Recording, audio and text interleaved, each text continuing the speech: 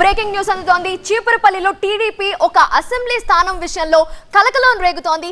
లోకేష్ నచ్చ చెప్పినా కూడా ఆయన తగ్గటం లేదు. చీపురుపల్లి టీడీపీలో కలకలానికి సంబంధించిన బ్రేకింగ్ వార్త. టికెట్ దక్కకపోవడంతో కిమిడి నాగార్జున నిరసన వ్యక్తం చేస్తున్నారు. అనుచరులతో కలిసి నియోజకవర్గంలో కిమిడి నాగార్జున పర్యటనలు చేస్తున్నారు. చీపురుపల్లిలో భారీ బైక్ ర్యాలీ చేశారు నాగార్జున అనుచరులు. కళా వెంకట్రావుకు టికెట్ ఇవ్వడంతో ఆందోళనలకు దిగారు.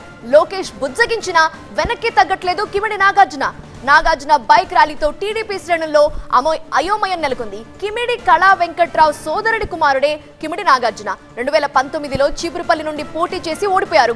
ఈ 5 ఏళ్లుగా ఇన్ఛార్జిగా ఉన్న నాగార్జునకు ఈసారి పెదనాన్న నుండి షాక్ తగిలింది. ఆఖరి నిమిషంలో బొత్సాపై పోటీకి కళా వెంకట్రావు పేరు ఖరారు చేయడంతో నాగార్జున తీవ్ర అసహనంలో ఉన్నారు. ఇప్పటికోసారి కార్యకర్తల సమావేశంలో తన సీటు లాక్కున్నారు అంటూ మాట్లాడారాయన.